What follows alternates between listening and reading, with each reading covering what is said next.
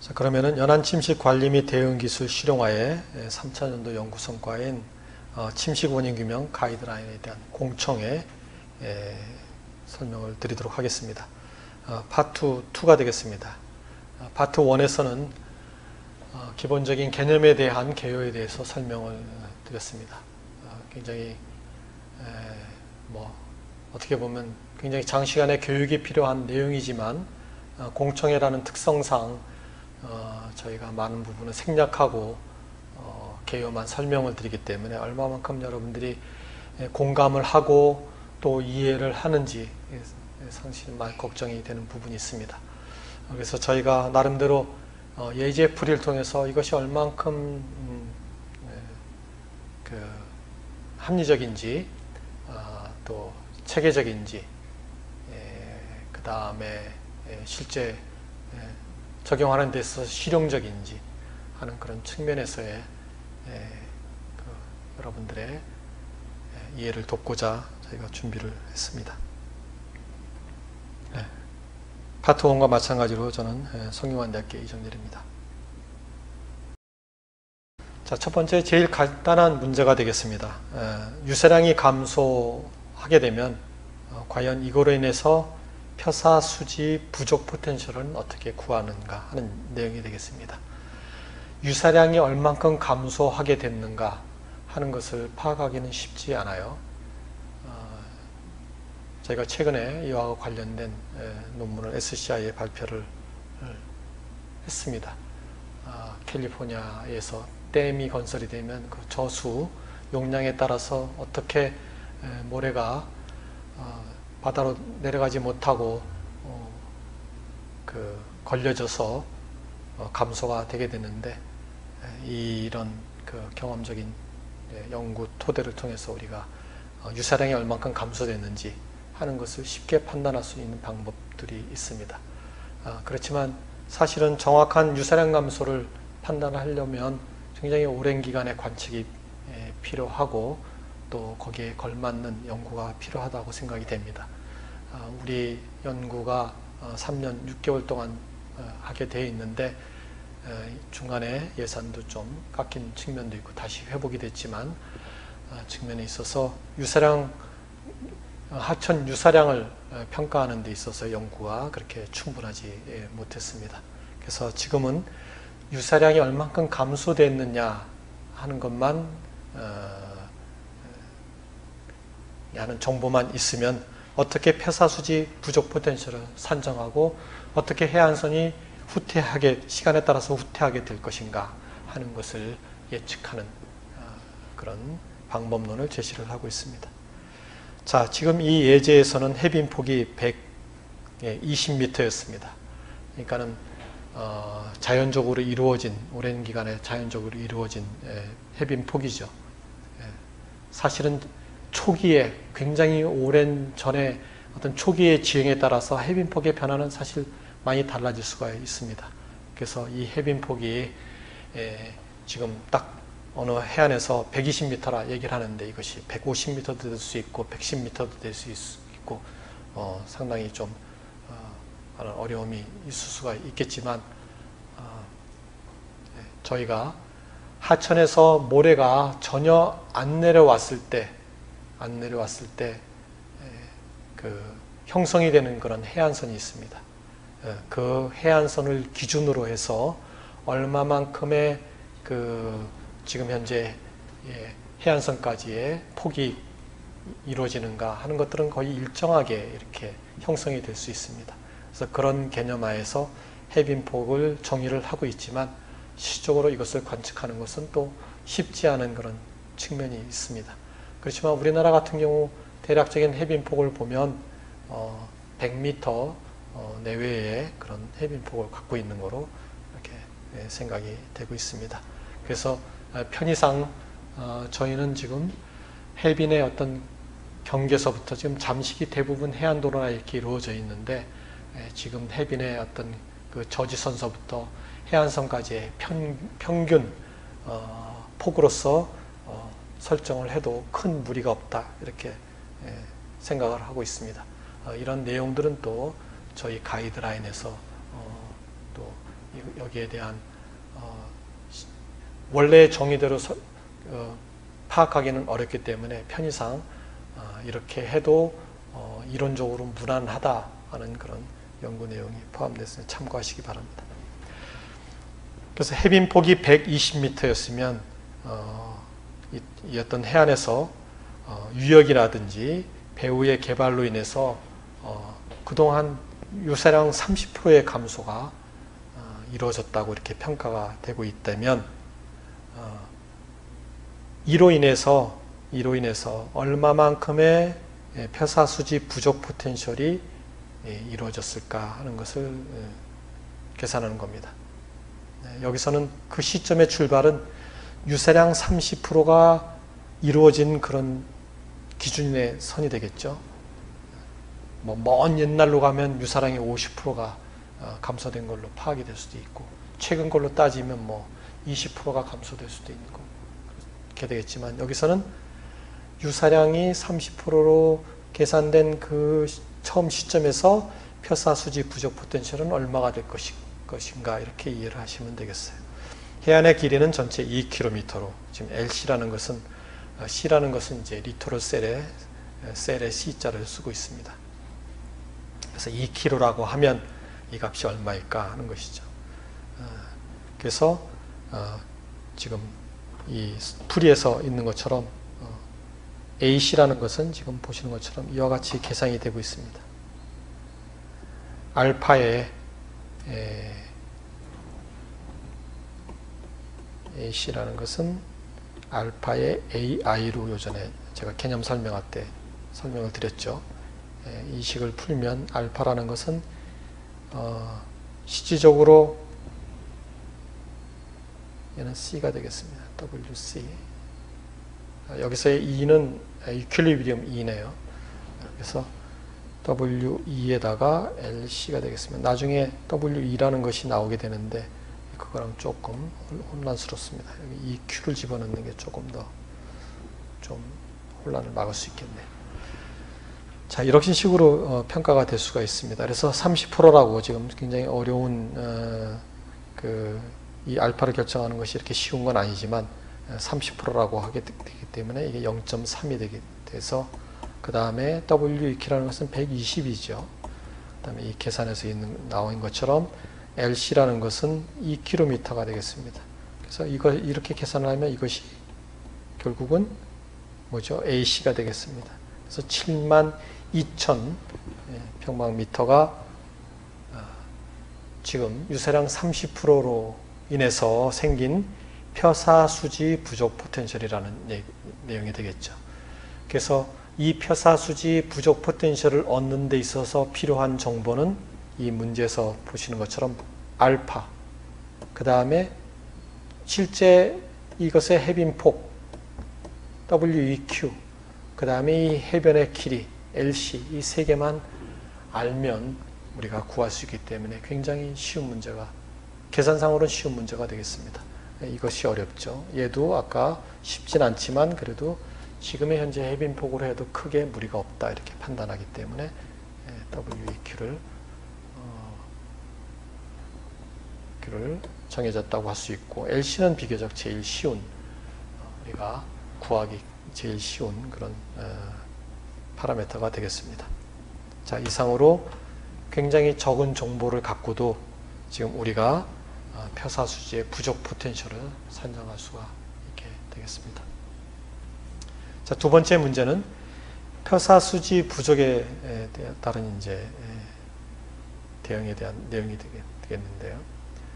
모래 해변의 길이 LC는 지금 1500m, 그 다음에 평형 상태의 해빈폭, 이것도 마찬가지로 WEQ가 되겠죠. WEQ가 지금 80m인 해수욕장에서 폐사 이동 한계 수직폭, 폐사 이동 한계 수직폭 DS라는 것은 해빈단 높이 HB에다가 HC, 크로셔 뎁스인 HC를 더해서 이렇게 하고 있습니다. 대략 우리나라 동해안은 7m, 6, 7m에서 10m 정도 이렇게 되겠고, 서해는 사실은 이걸 추정하기가 쉽지는 않지만 10m를 상회할 거로 이렇게 보고 있습니다.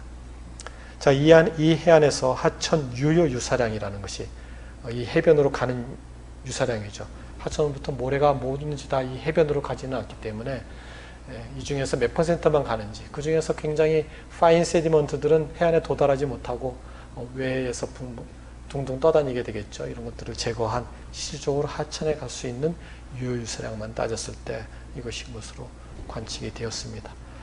그랬을 때 외해로의 모래 유실률 K를 추정하시오 하는 겁니다. 개념 설명을 할 때 제가 K가 얼만큼 중요한지, 그 다음에 K라는 것을 이렇게 간접적으로 하천에 유효유사량이 있으면 쉽게 이 중요한 정보를 알 수 있다, 이런 설명을 드렸습니다. 지금 보시는 것처럼 물질 보존 방정식을 통해서 지금 K라는 것을 이렇게 계산할 수가 있습니다. 이 QR이 주어져 있고 LC라는 것이 1500, 그 다음에 DS가 7m, W0라는 것을 우리가 지금 0으로 취급을 하게 되면 WEQ라는 것을 통해서 계산을 할 수가 있습니다. 그래서 1년에 0.01이라는 그런 K 값을 갖게 되겠어요. 여러분들 수질을 평가할 때 반응계수라는 것이 있는데, 이 반응계수하고 이 K 값하고 같은 차원을 갖고 있습니다. 이것도 그거하고 같은 개념에서 도입된 그런 파라미터라고 생각을 하시면 되겠어요. 자, 그렇게 되면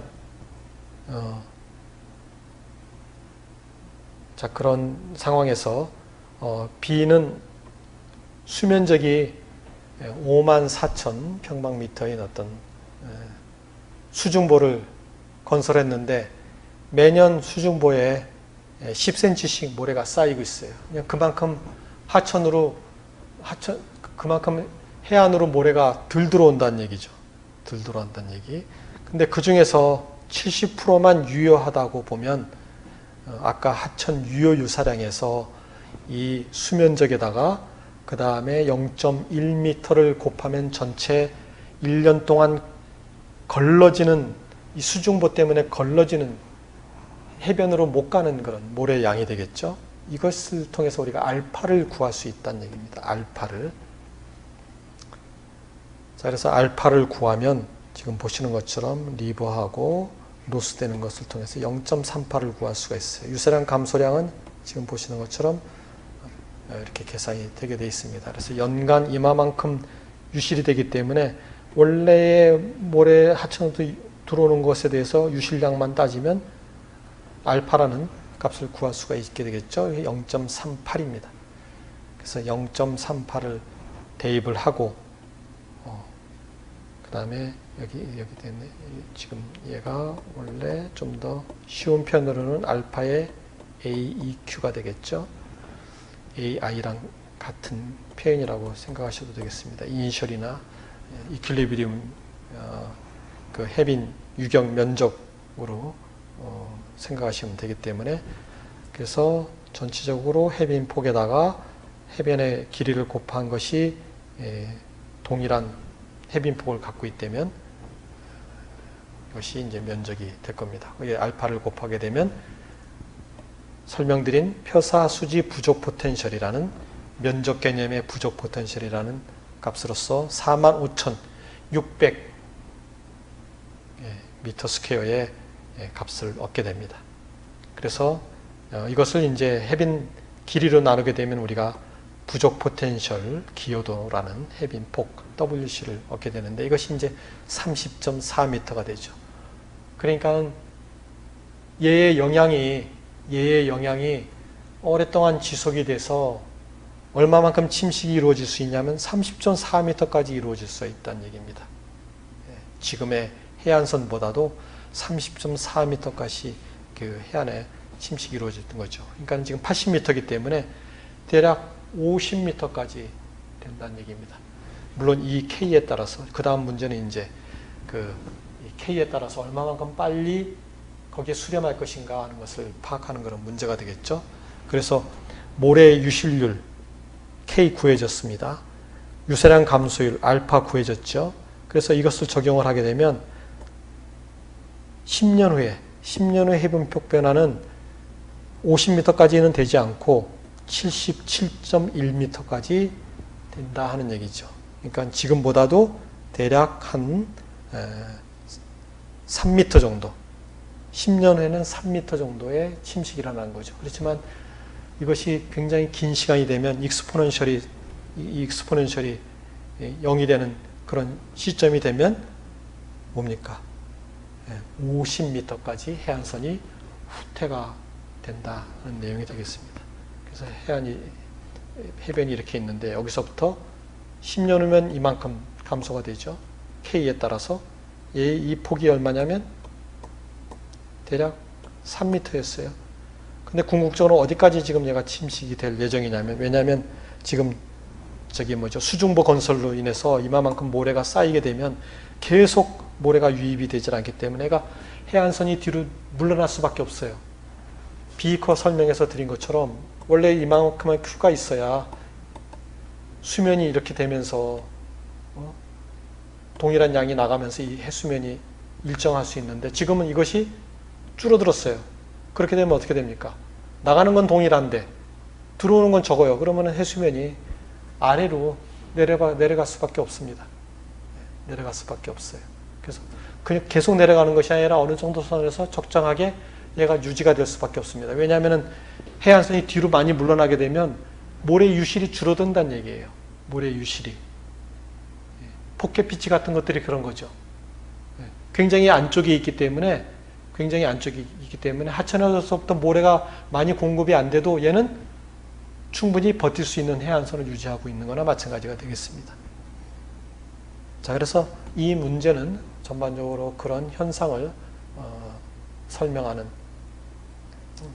그 다음에 또 정량적으로 계산하는 그런 과정의 문제가 되겠습니다. 자, 세 번째 문제는 양빈에 대한. 그래서 이와 같은 이제 표사수지의 부족이 일어나면 우리가 양빈을 할 수가 있어요. 이 문제는 이제 어떻게 보면 관리해안선 문제에서도 우리가 같이 취급을 할 수가 있습니다. 목표해안선. 목표해안선을 했는데 목표해안선을 채우기 위해서 우리가 양빈을 해야 되는 경우가 있죠. 물론 지금 해안선을 목표해안선으로 하게 되면 양빈이 필요 없지만 목표해안선을 좀 더 액티브하게 이렇게 설정을 하면 거기에 해빈이라든지 관광객이라든지 이런 유치를 목적으로 해서 이렇게 해빈폭을 좀 넉넉하게 좀 유지를 시키겠다 생각을 하고서 그 평균 유지 목표해안선을 좀 전진시키게 되면 우리가 양빈을 통해서 이제 그런 목표를 달성할 수 있겠죠. 근데 이 목표가 그만큼이니까 양빈을 했다고 해서 얘가 그대로 유지가 되느냐? 그렇지 않습니다. 양빈을 하게 되면 다시 지금은 해안선으로 얘가 수렴이 되게 돼요. 얼마만큼 수렴이 돼야 되는지, 그러면 얼마만큼 이 양빈을 또 해야 이 목표 해안선을 지속적으로 어느 정도 선에서 유지를 할 수 있는지 하는 것을 우리가 생각할 수가 있습니다. 그 개념이 그때의 어떤 그 평가는 지금 이 표사수지에서의 K값에 의해서 라지 K값에 의해서 결정이 되는 거고, 그거하고 관련된 문제인데 여러분들의 이해를, K에 대한 이해를 돕기 위해서 제가 여기에 이제 문제를 놓습니다. 유사한 문제가 또한 관리해안선 또는 배치 설계에서도 또 반복적으로 나올 수가 있을 겁니다. 자, 설정된 목표 해안선으로부터 해변폭이 WEQ라는 것이 지금 50m인 그런 해변이 있습니다. 그래서 하천의 유역 개발로 인해서 유세량 감소가 일어나서 20m까지 후퇴했어요. 20m까지 후퇴했습니다. 그래서 결국은 지금 어느 정도 평행에 도달한 걸로 볼 수 있다는 얘기죠. 자, 그렇게 되면 이걸로부터 우리가 알파를 구할 수가 있죠. 원래는 알파라는 것이 해빈 유세량의 비율로도 알 수가 있지만 원래 목표 해안선으로부터 얼마만큼 후퇴했는지를 통해서도 알 수 있습니다. 그래서 50m인데 지금 30m가 후퇴돼서 20m가 됐기 때문에 50분의 30이 되겠죠. 그래서 이 알파는 0.6이 될 겁니다. 0.6. 그래서 알파는 0.6이 아니라 몇이 되죠? 0.66이 됩니다. 60m죠. 지금 알파가 0.6이 되겠죠. 지금 이 상태에서 0.6이 됩니다. 그래서 원래 50m였는데 20m까지 지금 그 감소가 이루어져서 이제 더 이상 이제 20m 이하로는 안 내려간다고 가정을 하게 되면 알파가 0.6이 될 겁니다.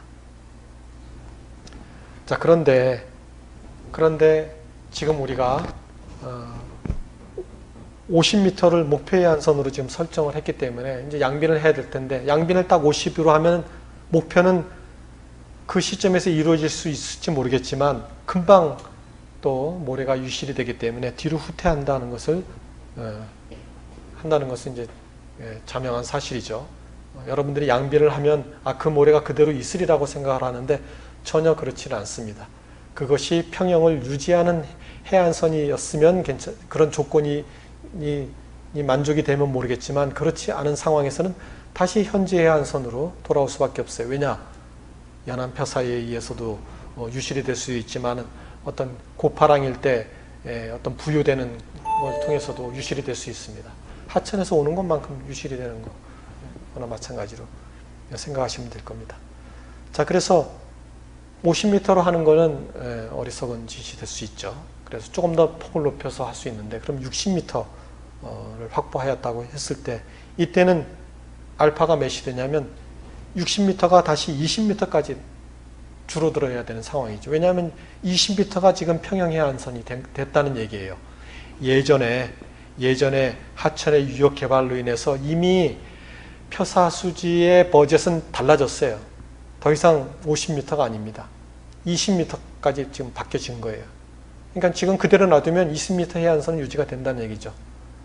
하천의 유세량도 동일하고 모래의 유실률 K도 동일한 상태에서는 지금 20m가 유지되는데, 이거 갖고 만족을 못하니까 우리가 양빈을 했는데, 그 모래는 결국 몇 년, 몇십 년이 지나면 다시 20m로 갈 거라는 얘기죠.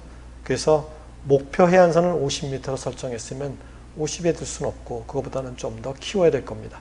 이 문제에서는 60m를 확보했다고 했어요. 자, 그러면 60m가 20m가 되는 거기 때문에 그에 따른 알파는 뭐가 되냐면 0.66이 돼야 되는 겁니다. 0.66이. 자, 그래서 이 식은 개념에서 설명을 했던 거죠. 그래서 물론 이것을 제가 A로 표현했을 수도 있는데,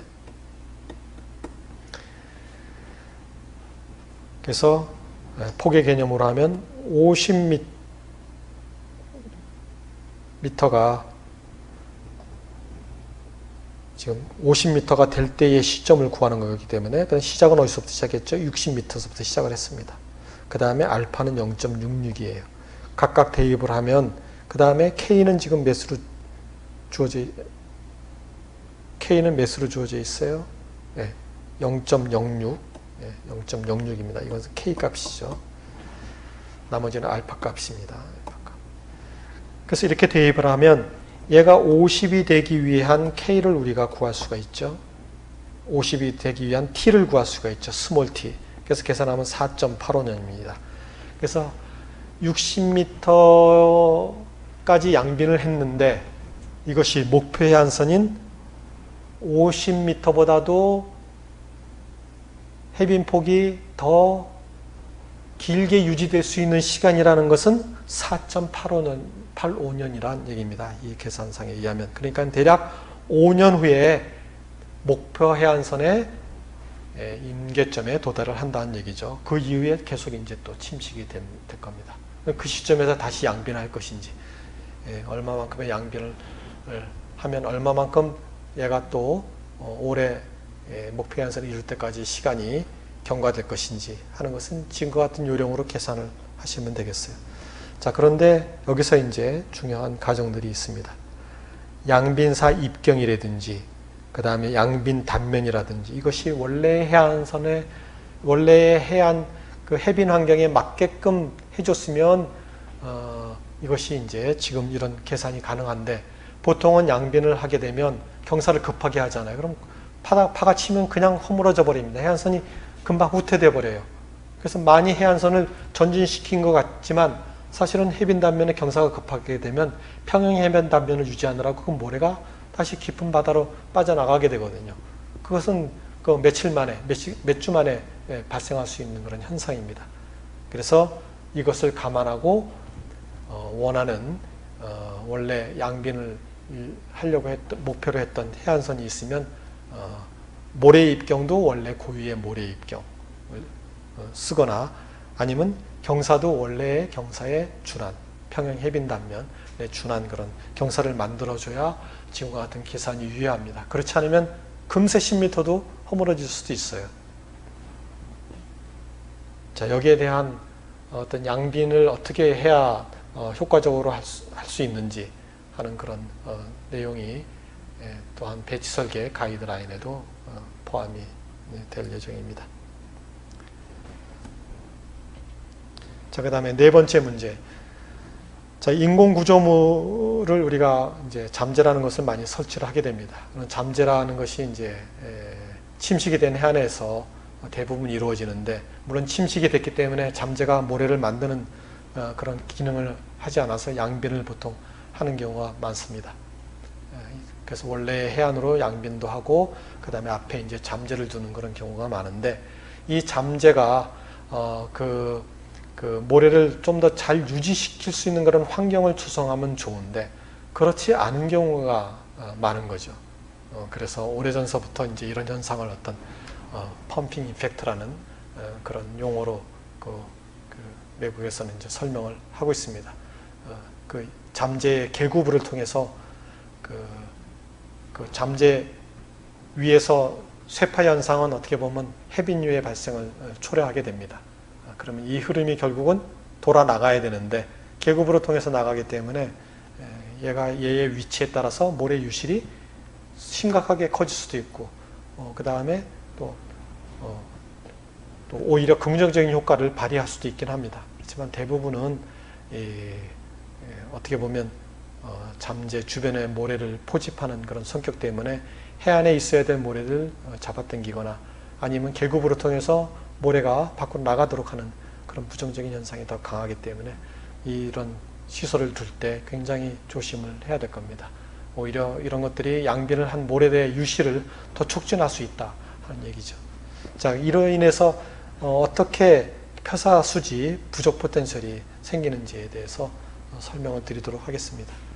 자, 예를 들어서 봉포 표사계 같은 경우는 저희가 충분한 자료는 아니지만 항공사진을 분석을 했더니 연안정비 사업이 이루어졌던 처음에 이루어졌던 잠재 3기가 이루어지면서 갑자기 해빈벽의 감소가 있었습니다. 여러 가지 이유가 있긴 하겠죠. 근데 만약에 이것이 잠재의 그 불균형적인 어떤 설치로 인해서 생긴 그런 현상이라고 하면 우리가 이 잠재가 모래 유실률을 증가시킨 그런 효과를 발휘했다 이렇게 판단할 수가 있습니다. 그래서 그렇게 판단하는 데 있어서 굉장히 간단한 식이 쓰여질 수가 있죠. 이것에 대한 이해를 좀 더 원하면은 여러분들이 가이드라인 내용을 좀 보시면 되겠습니다. 그래서 원래의 잠재가 설치되기 전에는 지금의 해빈폭하고 모래 유실하고 곱한 것의 관계를 갖고 있었는데, 새로 잠재가 이루어지면 뭡니까? 유실률이 크게 되면 그만큼 이 등식에 의해서 해빈폭이 줄어드는 그런 관계가 성립이 돼요. 그래서 지금 이 결과를 보면 2017년도하고 2015년도의 자료를 보면 모래 유실률이 1.36배 커지면 이런 해빈 면적의 변화가 발생이 될 수 있다 이렇게 판단이 되는 거죠.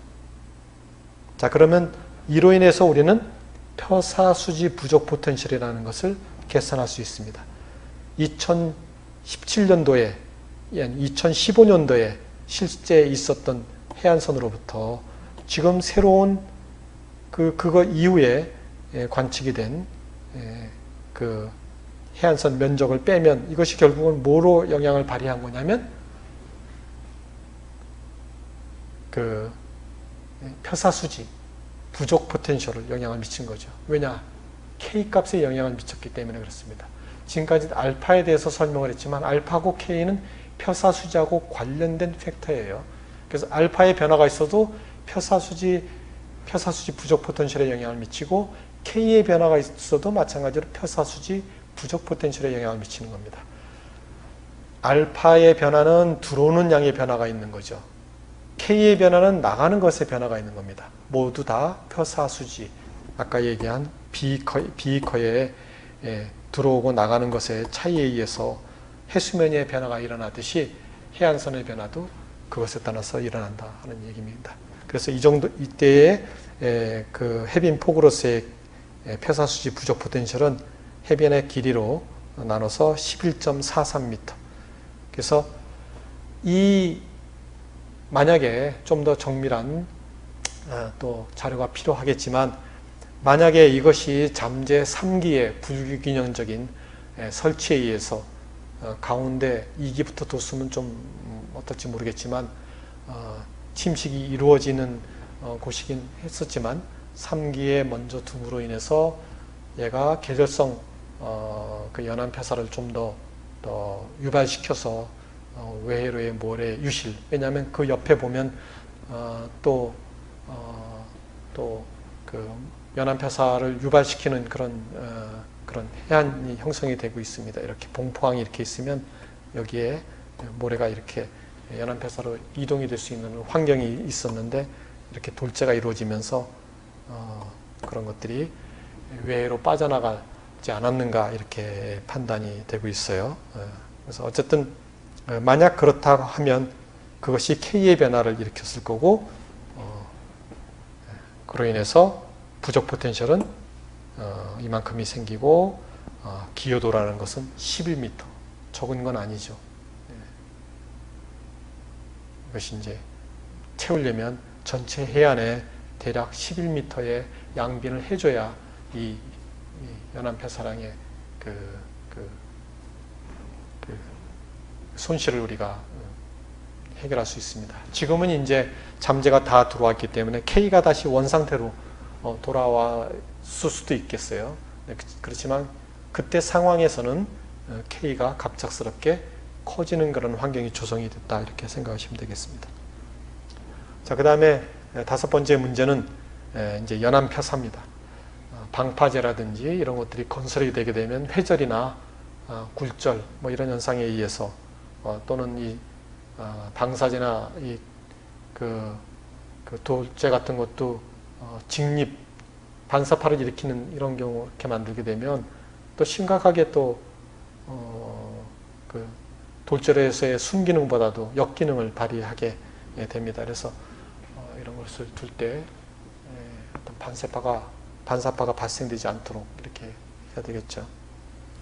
자, 아래 그림과 같이 소규모 어항을 건설하려고 하고 있는데, 이렇게 어항이 건설이 되게 되면 과연 이로 인해서 연안 폐사 퇴적 포텐셜은 어떻게 될 것인가? 연안 폐사로 인해서 과도하게 쓸데없이 퇴적되는 면적은 어떻게 될 것인가 하는 얘기죠.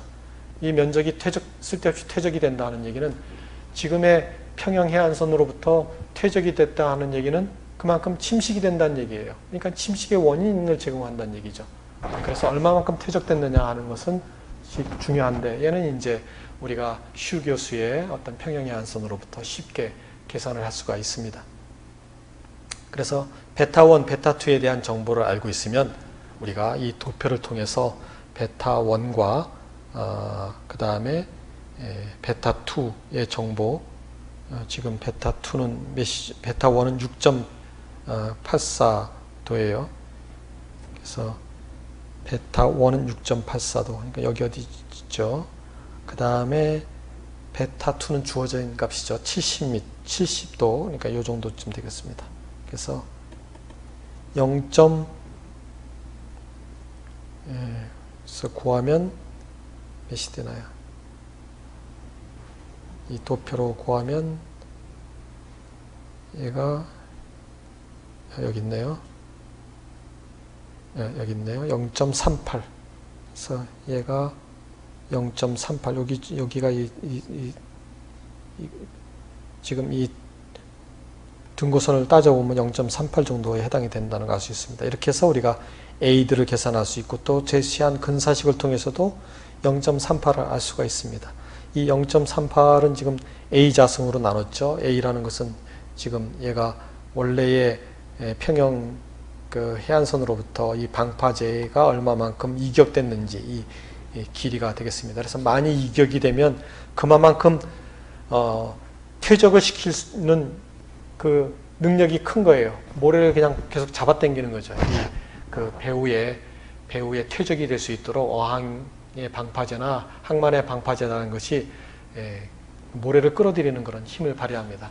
멀리 나가면 나갈수록 굉장히 크게 끌어들이는 그런 특성을 발휘한다 이렇게 생각하시면 되겠죠. 그래서 지금 A라는 것이 몇 미터입니까? 120m인 경우에 비교적 큰 그 어항은 아닌데 이런 경우에 연안표사 퇴적 포텐셜을 구하면 5,470이 나오게 되겠고, 그 다음에 이것을 이제 그 실질적으로 침식이 일어날 수 있는 유효 해변 길이인 LD로 나누게 되면 그걸 1000m라고 했을 때 5.47m만큼 침식이 된다는 얘기죠. 그래서 여기서는 대략 평균적으로 5.47m의 침식이 일어나고, 여기는 그만큼 침식을 일으키는 퇴적이 과도하게 생겼다 이렇게 생각하시면 되겠습니다. 자, 그 다음에 여섯 번째는 항만 구조물 건설로 인한 연안표사 퇴적 포텐셜 산정입니다. 이것은 아까 문제 5에 실질적으로 봉포에 적용을 해서 저희가 평가한 그런 결과를 여기다 담았습니다. 그래서 마찬가지로 베타1, 이 해안이 이렇게 굽어진 해안이기 때문에 저희가 직선적으로 적용을 하지 않고 폴라 코아디네이트를 적용을 합니다. 그래서 이 각도라는 것도 이렇게 조금 휘어져 있어요. 이것은 굉장히 먼 어떤 그 원주의 하나의 면이라고 생각하시면 되겠습니다. 얘도 등 위상 포텐셜이라는 것도 지금 보시는 것처럼 얘하고 평행하게 이렇게 그려지는 거게 됐죠. 이 사이각이 베타1으로 설정이 되고, 그 다음에 베타2는 요 선으로부터 지금 설정이 됐는데, 지금 베타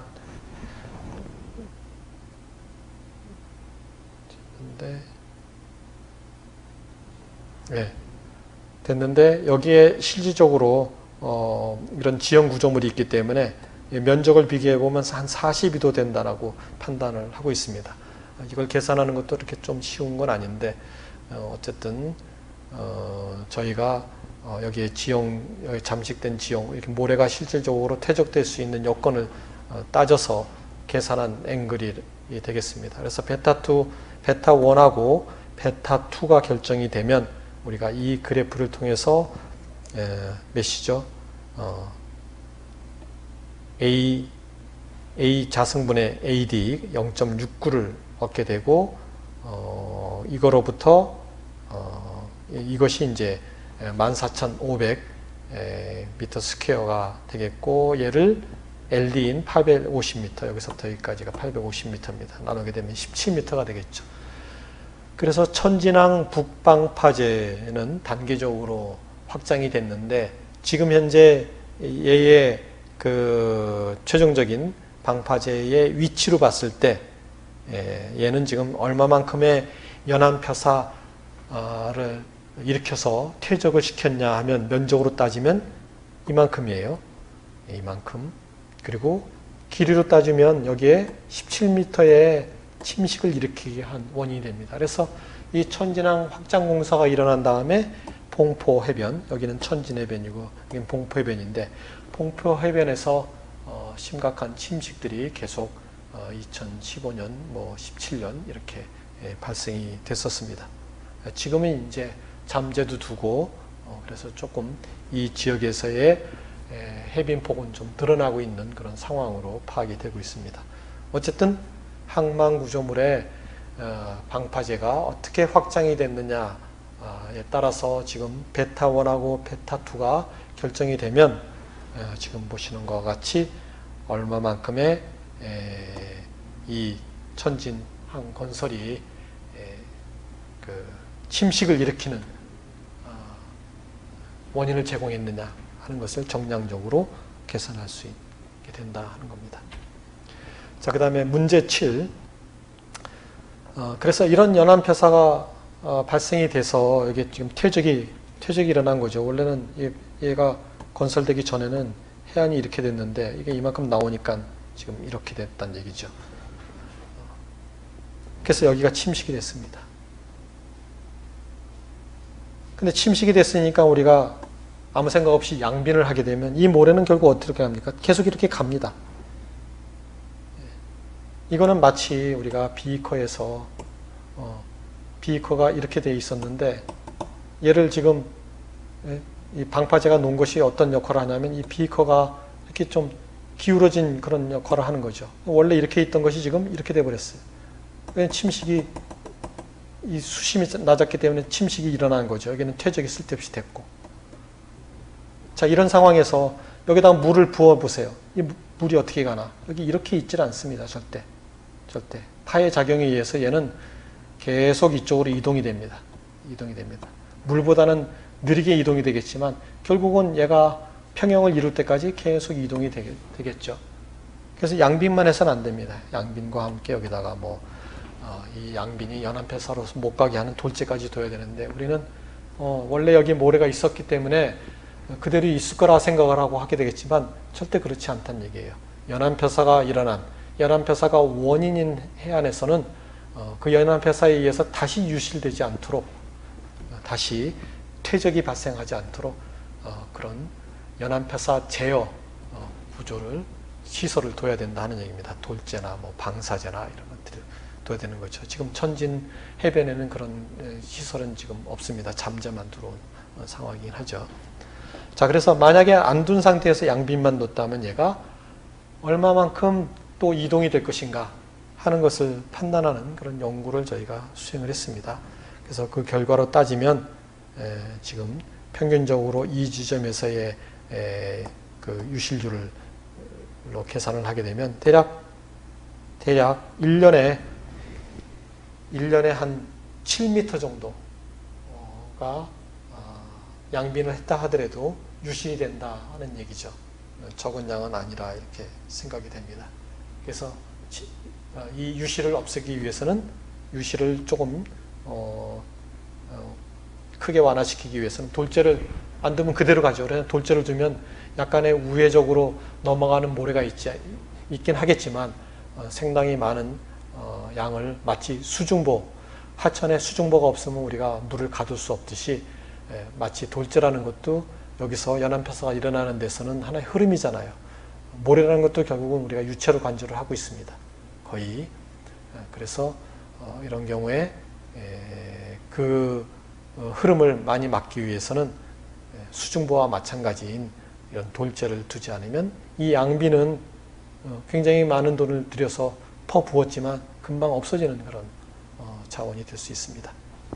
자, 그것을 좀 더 강조하기 위해서 제가 문제를 만들어 봤습니다. 자, 문제 8은 이제 지금까지는 어떻게 보면 해저드 어널리시스죠. 얼마만큼 침식의 피해를 일으키는 데 있어서 외력 요건이 작용했느냐 하는 거고, 지금은 이제 내부적으로 여기 개발이 안 됐으면 피해는 전혀 일어나지 않을 거예요. 그렇지만 잠식이라든지 뭔가 피해를 발생할 것들이 여기 들어왔기 때문에 이제 피해가 일어나는 거기 때문에 얼마만큼 잠식이 됐느냐 하는 것을 가치는 빠지고 가치는 이제 좀 여기서 배제하고 면적 개념으로만 저희가 그 포텐셜을 만들어 봤습니다. 자, 그래서 지금 현재 봉포에서의 현재 그 침식 저지선이라는 것은 어떤 해빈의 경계라고 볼 수가 있고, 피해를 받으면 문제가 생기는 그런 지역이라고 할 수가 있죠. 지금 보시는 것처럼 현재 해빈에서는 여기가 많이 결과적으로 해안선이 틀어졌기 때문에 여기는 예전에는 잠식이 심하지 않았는데 침식폭이 이만큼 후퇴함으로 인해서 마치 잠식이 된 것처럼 이제 지금은 평가받는 그런 상황이 됐습니다. 어쨌든 나름대로의 지금의 어떤 그 평형 해빈이라든지 기준선으로부터 등 위상 포텐셜이라는 그런 것이 되겠죠. 기준선으로부터 이 길이에 따라서 얼마만큼 잠식이 됐는지 하는 것을 면적으로 누적시킨 곡선이 지금 이것이 되겠습니다. 자, 그래서 지금 대략 그 표로 제시한 것이 지금 평형해안선부터 10m에서는 잠식이 전혀 안 됐어요. 20m도 안 됐습니다. 30m까지도 안 됐어요. 그냥 40m의 일부 구간에서 이제 잠식이 된 걸로 나왔고, 50m인 경우에는 이제 여기까지 이렇게 포함이 돼서 잠식이 많이 된 그런 그래프를 지금 보여주고 있습니다. 자, 그래서 이와 같이 잠식 누적 곡선이 만들어지게 되면 요전의 자료하고 관련해서 우리가 최종적으로 침식 피해 포텐셜을 얻을 수가 있습니다. 자, 그 문제로 가기 전에 문제 9는 잠식이 일어났을 때 이제 어떻게 대응할 것인가 하는 거죠. 이거는 이제 배치 설계할 때 제가 또 나오게 되겠지만 여기서 좀 더 여러분들의 어떤 반복적인 이해를 돕기 위해서 여기서 한번 넣어봤습니다. 나중에 또 나오니까 좀 간단히 설명을 하도록 하겠습니다. 어느 해안에서 30년 빈도의 침식 한계선이 40m입니다. 그러니까는 30년마다 한 번씩 이제 큰 파랑이 올 텐데, 그 파랑에 의해서 침식이 이루어질 수 있는 한계가 40m입니다. 그러니까는 40m의 완충 해변이 없으면 뭔가 피해를 받을 수 있는 그런 해안이라고 생각하시면 되겠죠. 근데 지금 침식 저지선이 위치한 것이 30m예요. 그러니까 30년 동안에 뭔가 침식으로 인해서 피해를 받을 수 있는 상황이라는 얘기죠. 40m 밖에 있으면 30년 안에 침식이 확률적으로 안 일어난다고 볼 수 있는 건데, 지금 30m가 침식 한계선인데, 완충 해변 폭인데, 침식 저지선이 평균 해안선으로부터 지금 30m에 위치해 있으니까 10m를 벌써 오버한 겁니다. 그러니까는 이게 몇 년에 한 번씩 올지 모르겠지만 30년에 한두 번은 지금 올 수 있는 상황이 된 거죠. 자, 그래서 이 피해를 막기 위해서 할 수 있는 방법이 뭐냐면, 이 잠식된 것을 뒤로 물르는 방법이 있는데, 뒤로는 참 쉽지는 않죠. 그러면 평균 해안선을 앞으로 전진시켜야 되는데, 얘도 또 만만한 문제는 아닙니다. 그래서 뭐 어떻게 제어를 하냐면, 고파랑이 왔을 때, 예를 들어서 6m가 왔을 때 30년 빈도의 파고가 6m라고 합시다. 6m가 왔을 때 40m의 침식이 일어났다고 보면, 아까 제가 어떤 그래프에서 이렇게 설명을 했죠. DPFT에 따라서 이렇게 다른 그래프, 여기가 파고면 여기가 MSL이 얼마만큼 후퇴되는지 하는 그런 거 나왔습니다. 그래서 6m면은 지금 40m가 침식이 되는 그런 상황인데, 예를 들어서 천당구가 1.5m인 이런 수중방파제를 건설하면 6m를 이 수중방파제가 예를 들어서 뭐 2m, 3m로 확 파고를 낮춰가지고 오게 되면 침식의 폭이 줄어들거든요. 그러니까는 우리가 이런 잠식에 대해서 대응할 수 있는 그런 방법이 되겠죠. 그래서 표사수지 원인에 대한 원인 규명을 위한 포텐셜을 계산하는 것은 아니고, 침식 피해 포텐셜을 계산하는 것도 아니지만, 이와 같이 잠식, 요전에 잠식에 대해서 설명을 했으니까 잠식이 이루어졌을 때 과연 어떻게 대응을 하는 것이 좋겠느냐, 어떤 방법이 있겠느냐 하는 것을 설명하는 문제가 되겠습니다. 잠식을 안 하면 좋겠지만, 예전에는 얼마만큼 얘가 완충 해빈폭이 필요한지를 몰랐었죠. 그러니까는 뭐 여러 가지 민원 처리를 위해서도 잠식도 허용하고, 해안도로도 그냥 뭐 적당한 선에서 지어지고 했는데, 이것이 이제 거기에 해변의 모래의 입경에 따라서 어디는 또 더 커질 수도 있고 작아질 수 있는데, 이런 것에 대한 판단 없이 놓다 보니까 괜찮은 데도 있지만 또 심각한 데도 있다는 얘기입니다. 자, 이런 경우에 수중방파제를 우리가 많이 두고 있는데, 이 수중방파제의 역할이 어떤 것인지 하는 것을 설명하는 그런 문제가 되겠습니다. 저희가 이제 2차년도, 3차년도에 연구하고 있는 바에 의하면 수중방파제라는 것이 지금 보시는 것 같은 이런 식으로 설명이 되고 있는 걸로 지금 파악을 하고 있습니다. 그래서 천단고 높이, 그 다음에 쇠파 계수인 감마, 이것을 알고 있으면 대략적으로 얘가 얼마만큼의 파랑에 따라서 전달률이 발생하는지, 전달률은 파고에 따라서 다 다릅니다. 물론 주기에 따라서도 영향이 있습니다. 그렇지만 파고가 제일 지배적인데, 파고가 크면 전달률이 작아지죠. 파고가 적으면 천당구가 큰 영향을 발휘하지 못하기 때문에 많이 파가 전달이 됩니다. 그래서 전달률이 커져요. 그래서 서로 반대의 상관관계가 있습니다. 근데 지금은 이제 우리가 30년 빈도에 6m, 5m 막 이런 수준이기 때문에 얘가 과연 얼마만큼의 그 전달률이 발생이 되는지를 파악하는 것이 중요하고, 이 에라 펑션을 통해서 우리는 파고가 커지게 되면 전달률이 작아지는 거기 때문에 또 그만큼 배후에 어떤 그 침식 한계폭을 상당히 줄이는 그런 효과를 발휘하는 거죠. 그러니까는 작은 파고가 왔을 때는 그 해안선의 변화를 그렇게 주지는 않지만 큰 파가 왔을 때는 상대적으로 그 침식의 폭을 줄여서 우리가 원하는 소기의 파랑 제어를 통해서 소기의 목적을 달성할 수 있다는 얘기죠. 과연 그런지 하는 것을 판단하는 그런 문제가 되겠습니다.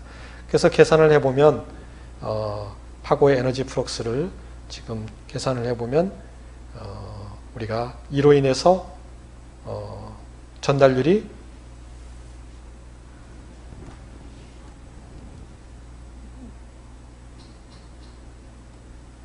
그 0.189가 에라 펑션으로 통해서 보면 0.189가 나왔다는 겁니다. 6.2m의 그 파고에 대해서. 근데 이 파고를 산정하기 위해서 지금 저희가 지금 요전에 저희가 수식으로 주어져 있는데 F죠. FB 마이너스 B의 A 이런 식으로 편의된 식이 그걸 기억하실지 모르겠습니다. 이 Q. 이 A라는 것은 지금 그 해빈의 그 중앙이병하고 상관이 된 겁니다. 이것은 이제 평균 그 입사 파하고 관련이 된 거고, 이것은 실적으로 어떤 고파의 그 에너지 플럭스에 해당이 되겠습니다. 그래서 지금 얼마만큼 침식이 됐느냐 하는 것이 나와 있죠. 이거 40m에 해당되죠. 그 다음에 평균 파고에 대한 정보가 여기 있네. 평균 파고 1m에서 해안에 침식이나 전진이 없기 때문에 얘가 이제 B에 해당이 되겠습니다. 그래서 이렇게 계산을 하면 6.2m라는 파고가 나오게 돼요. 그래서 6.2m를 이 식에 계산하면 전달률이라는 것이 0.189가 됩니다. 189. 그래서 실질적인 파고는 이 천단고 1.5m인 그 수중 방파제에 의해서 전달이 되는 파는 6.2m에 있을 때 1.1m, 1.17m로 확 낮춰서 전달을 시킨다는 얘기죠. 그렇기 때문에 얘가 파랑 에너지가 확 줄어들기 때문에 침식이 덜 일어난다 하는 얘기입니다. 그래서 파랑을 제어를 통해서 이 수중 방파제는 고파랑일 때 특히 그 역할을 발휘할 수 있게 되겠고, 이런 경우에는 잠식이 이루어지지만 이런 파랑 제어를 통해서 우리가 소기의 목적을 달성할 수 있다 하는 얘기예요. 그런데 어쨌든 이런 경성 구조물이라는 것은 아까도 얘기했지만 이런 긍정적인 측면도 있지만 부정적인 측면도 있기 때문에 굉장히 다양한 방면으로 우리가 얘의 어떤 그 기능을 또 평가를 해야 됩니다. 그러기 위해서 우리가 이 배치를 하는 데 있어서 간단한 여러 가지 배치안을 결정하는 과정과 각각의 배치안을 실질적으로 예측 모형을 통해서 K코스모스라는 예측 모형을 통해서 진단하는 그런 모형 체계를 갖추고 있습니다. 그래서 배치안은 쉽게 우리가 만들 수 있지만 이것에 각각의 배치안에 대해서는 지금 제가 생각하는 것처럼 이 수중 방파제가 과연 부정적인 효과가 얼마만큼 크리티컬할 것인가 하는 것을 판단하기 위한 진단 그 평가 체계를 또한 같이 갖추고 있습니다. 모든 것이 다 완벽할 수는 없지만 그렇지만 우리가 지금 현재 어떤 그 목표 해안선을 달성하고 여러 가지 파랑의 어떤 연평균적인 특성, 그 다음에 어떤 빈도에 대한 극치 특성, 그 다음에 어떤 계절별 빛각이라든지 지속 시간에 대한 특성, 그 다음에 태풍이나 이런 이벤트, 장주기 이런 특성에 대해서 가능한 한 모든 것들을 다 동원을 해서 모든 경우에 대해서 물론 완벽할 수는 없겠지만 지금까지의 어떤 그 연구 성과라든지 기술력을 통해서 충분히 가이드가 될 수 있도록 이렇게 노력은 하고 있습니다.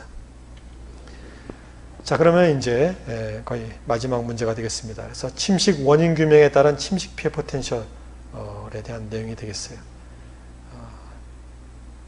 그래서 지금까지의 문제를 보면 봉포 폐사기의 경우에 폐사 수지 침식 포텐셜이 지금 대략 9m 정도 발생이 됐다고 봤고, 연안폐사 퇴적 포텐셜이 아까 천진항 건설로 인해서 17m 정도 발생이 됐다고 본 거죠. 지금 폐사 수지 침식 포텐셜은 잠재 3기가 들어왔을 때 거기 때문에 과연 그것이 지속되는 환경인가 하는 것은 또 봐야 되겠지만, 어쨌든 잠재라는 역기능도 분명히 있기 때문에 그걸로 인해서 변화를 일단 그대로 반영을 했습니다. 또한 횡단폐사 침식 포텐셜, 이것은 이제 거기에 그동안에 이루어졌던 침식 실태 조사, 해안선의 변동성 조사, 그 다음에 중앙 입경해 이런 것들을 같이 비교했을 때 서로 이제 비슷한 결과가 나오게 됐는데, 이것이 23.1m, 그러니까는 고파랑이 쳤을 때 얘가 대략 23m 정도의 침식이 일어나게 됩니다. 이것이 과연 그 침식 저지 선인 그 잠식된 경계까지 어떻게 영향을 미칠까 하는 것을 판단하기 위해서 잠식 누적 곡선의 지금까지의 값을 그대로 누적시켜서 저희가 실질적으로 잠식된 면적을 파악을 했더니 이것이 이제 결국 침식 피해 포텐셜이 되겠죠. 그래서 총 침식 기여도 49.1m, 이게 49.1m까지 간 거죠. 그래서 이때의 그 잠식 누적 곡선을 따져서 보면 8,500m 자승의 결과를 얻게 되겠습니다. 그래서 지금 이 문제에서 보시는 것처럼 원인을 일으키는 표사수지의 부족, 그 다음에 어떤 방파제 건설이나 이런 것 통해서 어떤 파랑의 변화를 일으키는 거죠. 회절, 굴절, 반사 이런 것들에 얼마만큼 또 연안폐사를 일으키는지, 주로 연안폐사를 일으킵니다. 그 다음에 이제 어떤 고파랑에 의해서 얘가 그 원래 평상시에 유지되던 해안선으로부터 뒤로 침식이 일어나게 되는데, 이런 침식 특성을 파악해 가지고 어디까지 얘가 그 침식의 한계가 일어날 것인지를 따져서 그 안에 잠식된 면적이 얼마만큼 해당되는지 하는 것을 누적 곡선으로 살펴서 저희가 침식 피해 포텐셜이라는 이런 개념의 정량적인 평가를 하고 있습니다.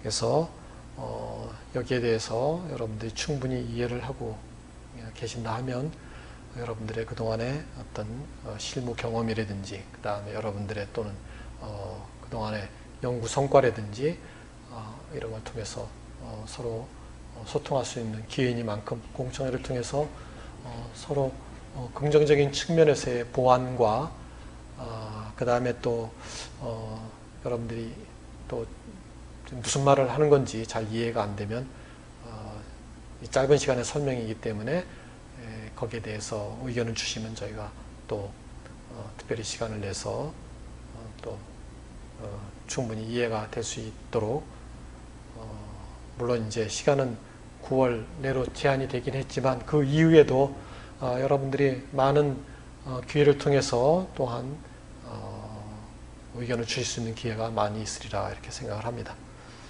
자, 얘기가 좀 원래 계획된 시간보다 많이 길어졌는데, 어쨌든 여러분들이 어떻게 저희가 연구를 진행하고 있는지 하는 것도 좀 살펴보고, 그 다음에 여러분들의 또 의견도 주실 수 있는 그런 공청회이니만큼 소중한 시간이 됐으면 좋겠다 생각합니다. 감사합니다.